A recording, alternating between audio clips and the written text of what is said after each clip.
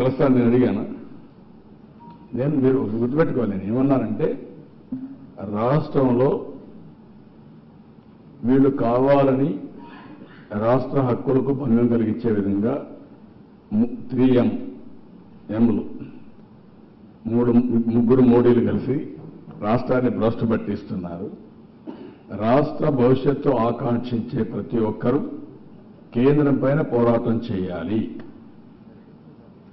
మనం పవన్ కళ్యాణ్ గారు 75,000 కోట్ల రూపాయలు రావాలని ఫ్యాక్ట్ ఫైండింగ్ కమిటీ వేశారు. కాబట్టి మీరు కూడా పోరాడండి, రాష్ట్రం కోసం కలిసి రండి, ఆంధ్రప్రదేశ్కి న్యాయం చేయించండి అని నేను కోరాను. ఒక ఆయన పూర్తిగా కొల్లుడైపోయాడు, ఈవిడు కొల్లుడైపోయింది వేరే కథ. ఇంకొక ఆయన అయితే వన్ సైడ్ సరెండర్ అయిపోయాడు. సరెండర్ కూడా కాదు, ఇప్పుడు మొత్తం ఎంత పర్ఫెక్ట్గా పనిచేస్తున్నారంటే ఈరోజు మీకు ఎక్కడైనా ఉంటే ఒక ఐడియా ఉంది. ఒక సోషల్ మీడియాలో నమ్ముతాను, అక్కడ వాచ్ చేసేది మిగిలి తెలంగాణలో అవి ఎన్ని ఇక్కడ పంపించేశారు. రాజగోపాల్ గారు ఉంది ఎక్కడుంది, ఇది చూపించండి, వేసి చూపించండి. దీనికంటే నెక్సెస్ ఏం కావాలో అక్కడ మిగిలిన ఇలా పంపిస్తే డిస్ట్రిబ్యూట్ చేస్తున్నారు. ఆ పైన కవర్ అన్ని పెట్టేసి ఇంకా ముగ్గురు కలిసారడానికి ఏం చెప్పాలి, ఏం కావాలి మీకు మోర్? ఒకేసారి చూపించండి, ఒక ఐడియా వస్తుంది. This is where I'm saying, ఇలాంటి కుట్రలు కుతంత్రాలు, fairness, one should have fairness. Pawan Kalyan కూడా పోరాటంలో కలిసి రావాలంటారా సార్? పవన్ కళ్యాణ్ కూడా కేంద్రం పైన పోరాటంలో మీతో కలిసి రావాలి. ఆయన ఇష్టం, మాతో కలిసి వస్తారా, ఆయన ఫైట్ చేస్తారా, ఎవ్రీబడి హ్యాస్ టు ఫైట్. ఈ గడ్డ మీద పుట్టిన ప్రతి ఒక్క వ్యక్తి ఈ రాష్ట్రానికి జరిగిన అన్యాయం పైన పోరాడవలసిన అవసరం ఉంది. What I'm calling everybody, you and ఈ అండ్ ఎవ్రీబడి, డిఫరెంట్ వేస్. స్వాతంత్రం కోసం డిఫరెంట్ పీపుల్ డిఫరెంట్గా పోరాడారు, కొంతమంది లాలోచి పడ్డారు. జనసేన పార్టీ ఒక ఎన్నికల కోసం రాలేదు.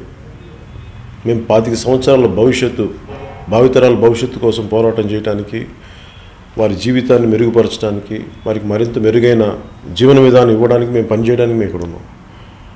మేము లాస్ట్ కొన్ని నెలలుగా మేము తిరుగుతుంది ఈ ప్రజా పోరాట యాత్ర కానీ వీటన్నిటిలో మేము యువత ఆశయాలని, ఆడపడుచులకి ఆకాంక్షల్ని అర్థం చేసుకుని దాంట్లో భాగంగా మేము ముందుకు వెళ్తా ఉన్నాం. మేము 2014లో కొన్ని పార్టీలకు మద్దతు ఇచ్చాం. ఆ రోజున అవసరం ఏమని అనిపించిందంటే, మాకు తెలుగు ప్రజల సుస్థిరత కోసం ఆ రోజున ఆ పార్టీలకి మేము సపోర్ట్ చేయాల్సిన పరిస్థితి, అది మేము చేశాం. ఈ రోజున జనసేన పార్టీ సమతుల్యత కోసం 175 స్థానాల్లో మేము ఒంటరిగా పోటీ చేస్తున్నాం.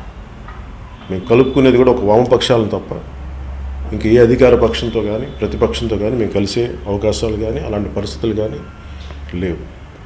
కానీ మేము వాళ్ళతో కలుస్తున్నామని చెప్పి ప్రతిపక్షాలు ఏమో మాకు కొన్ని స్థానాలు ఇచ్చారు అని చెప్పి రకరకాల జనసేన పార్టీ శ్రేణుల్ని వాళ్ళు ఇబ్బంది పెట్టే విధానం, వాళ్ళని కన్ఫ్యూజ్ చేసే విధానం, అలాగే అధికార పక్ష నాయకులు ప్రెస్ మీట్లో కూడా కూర్చోబెట్టి వాళ్ళు మాట్లాడే విధానం, ఇవన్నీ జనసేన శ్రేణుల్ని మనకి కన్ఫ్యూజ్ చేయడానికి, లేదంటే ఇబ్బంది పెట్టడానికి, లేదంటే మొరేలు దెబ్బతీయడానికి మాట్లాడే మాటలు తప్ప జన సైనికులకు కానీ జనసేన పార్టీ మద్దతుదారుల ప్రతి ఒక్కరికి నేను సవినయంగా విన్నవించుకునేది, మన 175 స్థానాల్లో సంపూర్ణంగా పోటీ చేస్తున్నాం. ఎందుకంటే 25 సంవత్సరాల యువత భవిష్యత్తుని మా అండగా ఉండాలంటే మేము చూస్తుంది కూడా కొత్త తరం నాయకత్వం చూస్తున్నాం.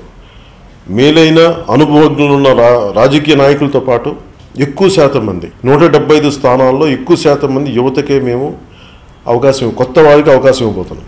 మహిళలకు కానీ కొత్త యువతకు కానీ ఎక్కువ శాతం కొత్త తరం రావాలి బయటికి, చట్టసభలోకి అడుగు పెట్టాలి. మేము దీంట్లో భాగంగా మేము వ్యూహం రచిస్తున్నాం.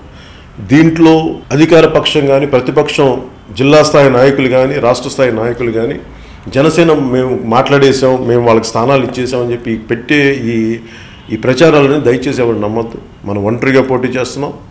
ఎందుకంటే భావితరాల భవిష్యత్తు కోసం మేము కట్టుబడి ఉన్నాం. అందుకని దయచేసి అధికార పక్ష నాయకుల మాటలను కానీ ప్రతిపక్ష నాయకుల మాటలు కానీ దయచేసి ఎవరు నమ్మొద్దు. దాన్ని జనంలో తీసుకెళ్తుంటే కూడా మీరు మీ స్థాయిలో, గ్రామ మండల స్థాయిల్లో, నియోజకవర్గ స్థాయిలో, అన్ని స్థాయిల్లో మీరు అందరూ ముక్త కంఠంతో ఖండించండి. దాన్ని మనం ఒంటరిగా పోటీ